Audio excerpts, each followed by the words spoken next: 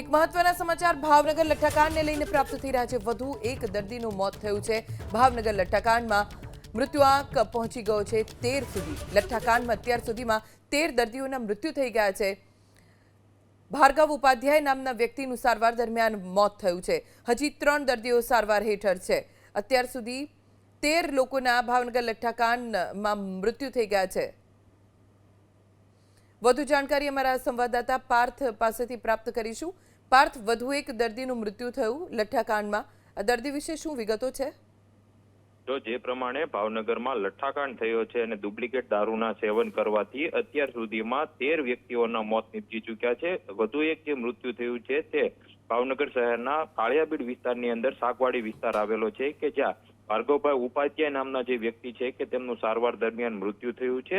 જે પ્રમાણે જાણકારી મળી રહી છે તે મુજબ આ જે વ્યક્તિ છે તેઓ ખાનગી બેંકના કર્મચારી છે અને તેમના મિત્રના જન્મદિવસ ઉપર આ જે રોયસ્ટેક દારૂની બોટલ હતું તેનું સેવન કર્યું હતું અને ત્યારબાદ તેમની તબિયત છે તે લથડી હતી અને બાદમાં હોસ્પિટલ સારવાર માટે ખસેડવામાં આવ્યા હતા અને જ્યાં સારવાર દરમિયાન આજે સવારે ભાર્ગવભાઈ ઉપાધ્યાય છે તેમનું મોત થયું છે અને હાલ તેમના મૃતદેહને પોસ્ટમોર્ટમ માટે ખસેડવામાં આવ્યો છે। સ્વાભાવિક છે કે જે પ્રમાણે આ લઠ્ઠાકાંડની અંદર અનેક જે પીડિતો છે કે જે અસરગ્રસ્ત છે જેમને આ દારૂનું સેવન કર્યું છે તેઓ પણ ખાનગી હોસ્પિટલની અંદર સારવાર લઈ રહ્યા છે। અત્યાર સુધીમાં કુલ 4 થી વધુ એવા દર્દીઓ છે કે જે હાલ સારવાર હેઠળ છે અને તેમની સારવાર ચાલી રહી છે।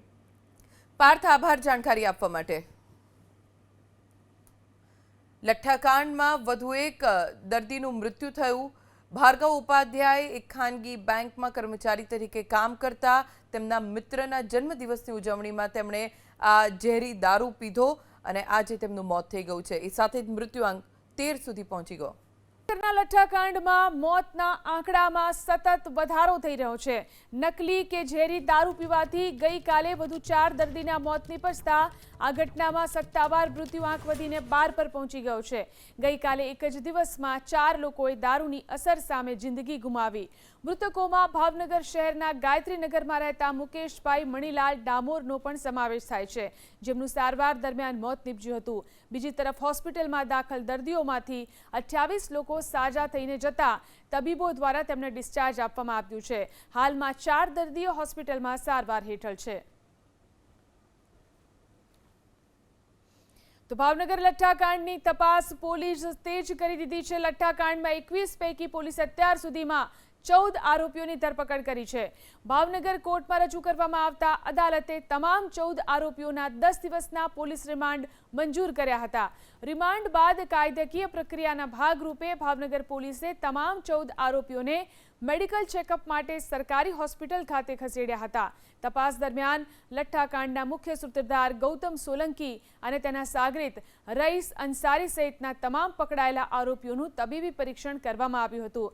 રિમાન્ડ દરમિયાન પોલીસ આરોપીઓની સઘન પૂછપરછ હાથ ધરી લઠ્ઠાકાંડના તાર ક્યાં સુધી જોડાયેલા છે અને ઝેરી કેમિકલ દારૂ ક્યાંથી લાવવામાં આવ્યો હતો તે દિશામાં મહત્વના પુરાવા એકત્ર કરશે। તો લઠ્ઠાકાંડની તપાસ વેગવંતી બનાવવા સ્ટેટ મોનિટરિંગ સેલના આઈજીપી ગગનદીપ ગંભીર ભાવનગર પહોંચ્યા। ભાવનગર ડીએસપી કચેરીમાં આઈજીપી ગગનદીપ ગંભીરની અધ્યક્ષતામાં સળંગ 2 કલાક સુધી ઉચ્ચ પોલીસ અધિકારીઓ સાથે બંધ બારણે બેઠક યોજાઈ। મહત્વપૂર્ણ સમીક્ષા બેઠકમાં રેન્જ આઈજી રાજેન્દ્ર અંસારી, ભાવનગર જિલ્લા પોલીસ વડા નિતેશ પાંડે, એસએમસીના એસપી મયુરસિંહ ચાવડા તેમજ એસએમસીના પીઆઈ સહિતના અધિકારીઓ ઉપસ્થિત રહ્યા હતા। ભાવનગરના લઠ્ઠાકાંડમાં અત્યાર સુધીમાં 11 લોકોના મોત નીપજ્યા છે। મીડિયા સાથેની પ્રાથમિક વાતચીતમાં આઈજીપીએ દાવો કર્યો કે આ સમગ્ર મામલે હાલ ઊંડાણપૂર્વક તપાસ ચાલી રહી છે। લઠ્ઠાકાંડના તાર ક્યાં સુધી જોડાયેલા છે, આ ઘટના પાછળ કયા મોટા બુટલેગરો જવાબદાર છે, આ તમામ બાબતની તપાસ થશે।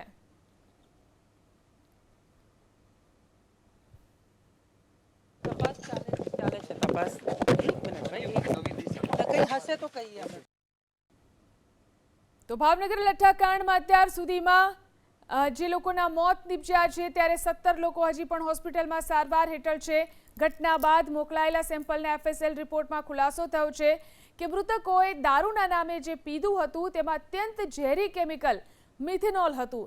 એફએસએલની તપાસમાં દારૂની બોટલમાંથી 38.59% મિથેનોલ અને માત્ર 0.94% ઇથેનોલ મળી આવ્યું. એટલે કે બુટલેગરો દારૂના નામે 38%થી વધુ માત્રામાં ઝેરી કેમિકલ ભેળવીને વેચતા હતા, જેના લીધે અનેક પરિવારો વેરવિખેર થઈ ગયા. ભાવનગરની સર-ટી અને આરોગ્યમ હોસ્પિટલમાં સારવાર લઈ રહેલા દર્દીઓ અનુસાર દારૂના માત્ર 1 કે 2 પેગ પીધા બાદ જ આંખે અસ્પષ્ટ દેખાવાનું શરૂ થઈ ગયું. ત્યારબાદ સતત ઉલટીઓ થવા લાગી અને બેભાન થઈ જવા જેવા ગંભીર લક્ષણો જોવા મળ્યા. તબીબો અનુસાર ઝેરી દારૂમાં રહેલું મિથેનોલ શરીરમાં ગયા બાદ વિભાજિત થઈ ફોર્મિક એસિડ બનાવે છે. આ એસિડ શરીરના અત્યંત સંવેદનશીલ અંગો જેવા કે આંખો, કિડની અને મગજ પર સીધો હુમલો કરે છે, જેના કારણે લીવર અને કિડની ડેમેજ થવાની સાથે દર્દી મલ્ટી ઓર્ગન ફેલ્યોરનો પણ ભોગ બને છે. જાણકારોનું માનીએ તો નકલી દારૂની ઝેરી અસર ઘટાડવા તબીબી દેખરેખ હેઠળ પ્રોટોકોલ મુજબ ઇથેનોલનો ઉપયોગ કરવામાં આવે છે. તેનો હેતુ દર્દીનો નશો ઉતારવાનો નહીં, પરંતુ મિથેનોલના ઝેરી મેટાબોલિઝમને રોકવાનો હોય છે. અમુક જે દર્દીઓ હતા કે જે સિમ્પલ હતા, એમને ફક્ત વોમિટિંગ, ડાયરિયા, ઘણીવાર અમુક લોકોને વિઝન લોસ પણ હતું. પણ જે એકદમ લાસ્ટ સ્ટેજ પર જે આવેલા હતા, એમાંથી અમુક દર્દીઓ બ્રેન્ડેડ પણ હતા અને ઓલમોસ્ટ રિકવર ન થાય એવી પરિસ્થિતિમાં આવેલા હતા. એટલે જે મિથેનોલ છે ને, એ જનરલી મિક્સ થતો હોય, અને મિથેનોલ પોતે એટલું ઝેરી નથી, પણ મિથેનોલમાંથી જે બને છે મેટાબોલાઇઝ થઈને ફોર્મિક એસિડ, એના લીધે જ આ બધા જે ઝેરીના જે તત્વો છે એ છૂટા પડે અને આખું જે મગજ પર અને ખાસ કરીને વિઝન પર જે અસર કરે છે એ ટોક્સિસિટી એના લીધે થતી હોય છે. કે મિથેનોલના લેવલ કરતા મહત્વનું છે કે મેટાબોલાઇઝ થઈને એસિડ કેટલું બન્યું છે, કેમ કે જે ઝેરી તત્વ છે એ તકલીફ એસિડના લીધે વધારે થાય છે. મેઇન ફોકસ છે કે જે પોઈઝન અંદર ગયું છે એને તાત્કાલિક શરીરમાંથી કાઢવાનું છે. એટલે સૌથી પહેલો રસ્તો છે કે ઇમિડિયેટ ડાયાલિસિસ. મિથેનોલ એક એવું ઝેર છે કે જે ડાયાલિસિસથી તાત્કાલિક રિમૂવ કરી શકાય છે. એટલે જે પણ દર્દીઓ સમયસર આવ્યા છે એને તાત્કાલિક ડાયાલિસિસ પર લીધા છે.